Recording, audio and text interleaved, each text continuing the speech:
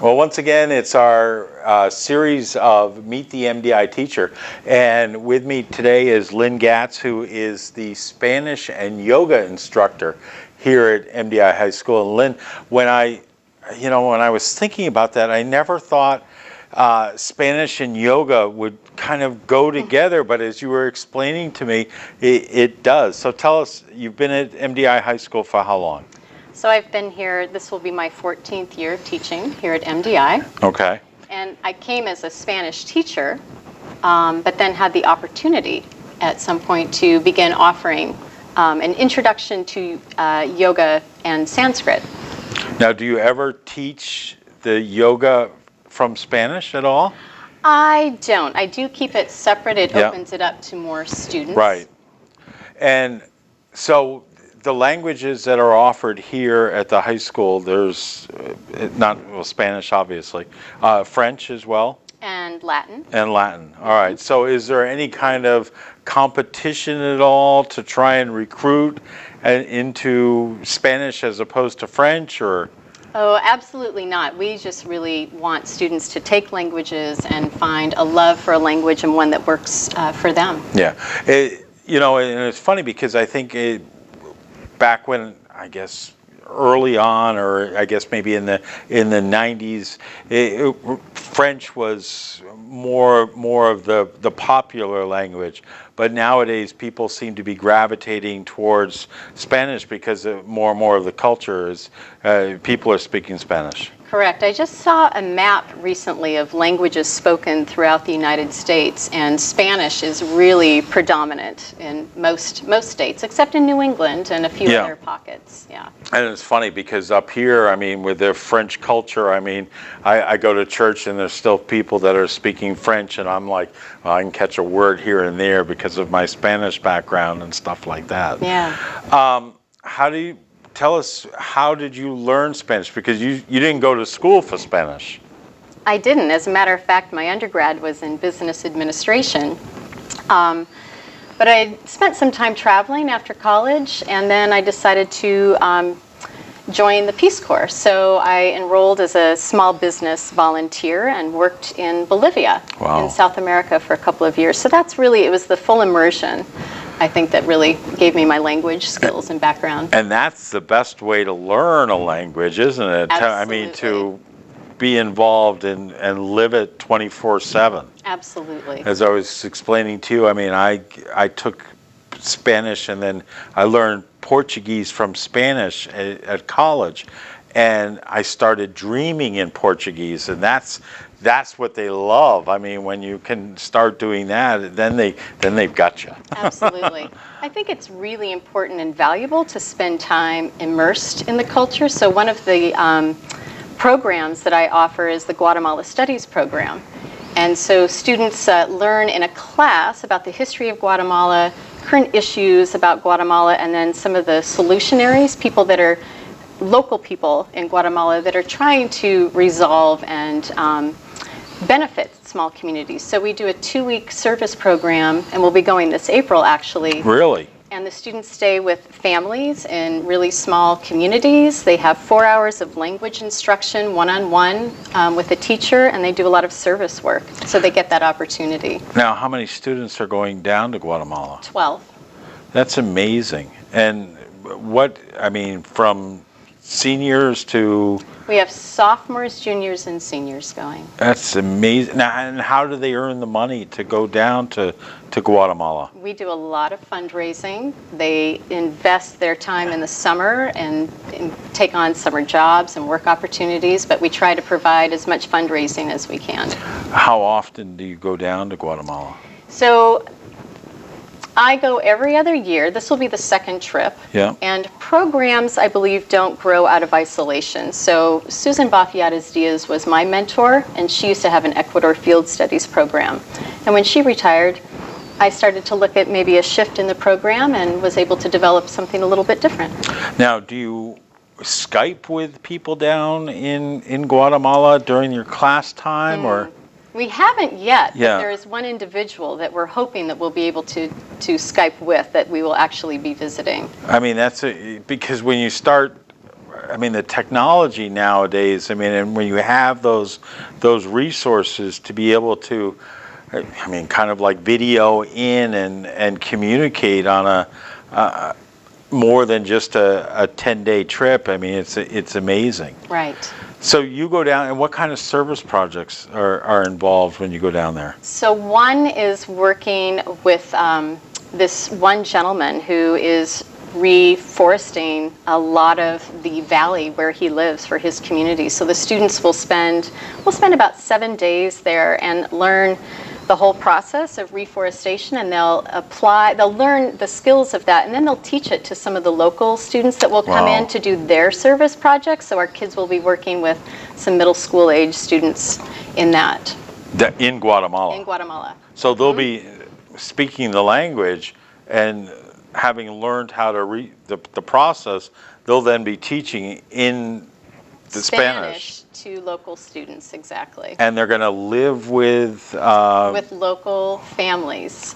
And I'll tell you, the last trip that we went on, one student, when they had just spent their first night with the families, and we came back to regroup and reflect upon it, and everybody was reporting out their stories, and one young man said, well, I knew that roosters, crowed pretty early in the morning, but I didn't know that they were actually in your room. Oh my. So he had a rooster as an alarm clock in his bedroom. So it's when you try and turn the rooster off to put it on snooze or something. That's right. That's right. That's amazing. I mean, that is immersion in culture, and I mean, it's something that people just, I mean, they're so lucky to be able to get that, because you never think of being able to go to Guatemala while you're in high school. Right, right. That's amazing. So you went to the Peace Corps. Yeah. And so then tell us how you got to Bar Harbor? How did that all? It's a long story, but in a nutshell. So after the Peace Corps, I moved back to the Pacific Northwest, where I'm from, and went to grad school in Seattle. And what grad school did you go Antioch to? University in Seattle, Washington. And then I taught third grade for 3 years in a rural village in Alaska. You could only fly in, a nice, very interesting and small and lovely bush community.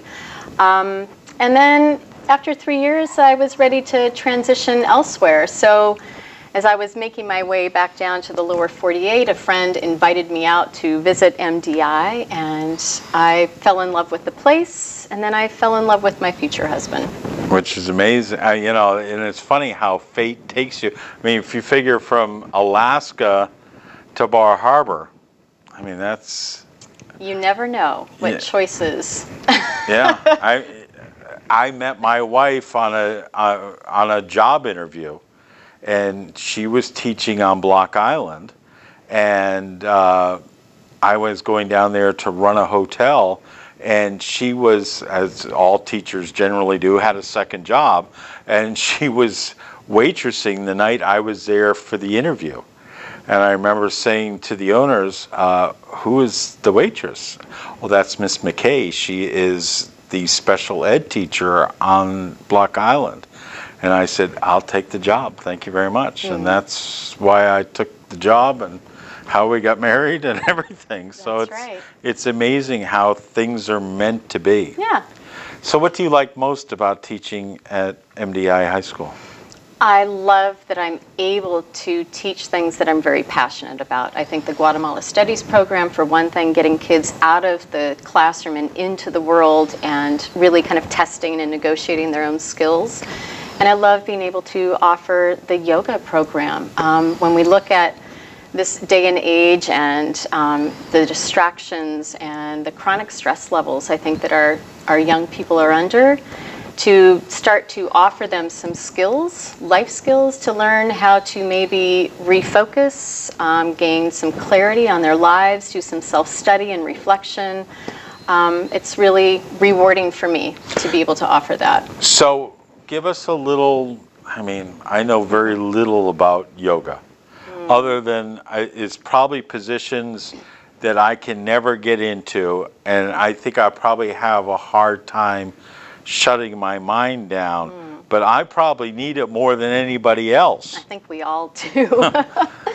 Right, so yoga as we know it is a lot of like the physical practice, and we call those the asanas. But it's a lot more than that as well. It's really studying who you are and what you're experiencing as you're tackling challenging poses, or maybe you're trying to surrender to actually relax and let go of things. But there's a lot of breath work that happens that can really calm ourselves down or give us some energy. And then there's the contemplative practice of the mindfulness of just really acknowledging what is present right now, and without judging yourself for thoughts that you're having, but paying attention to your thoughts, paying attention to your words and your actions. So what are we experiencing on the mat, and how does that relate to what we experience off the mat and in the world?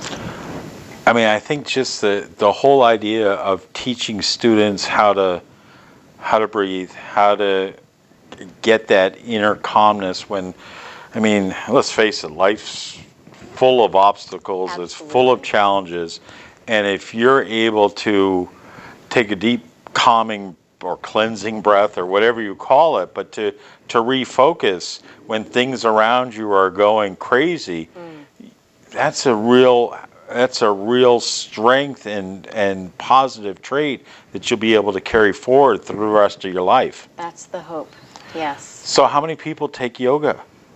You know, the first year that I offered it, which was 7 or 8 years ago, after I offered that first class, we had over 150 students sign up for it. Oh my word. So we couldn't offer enough sections.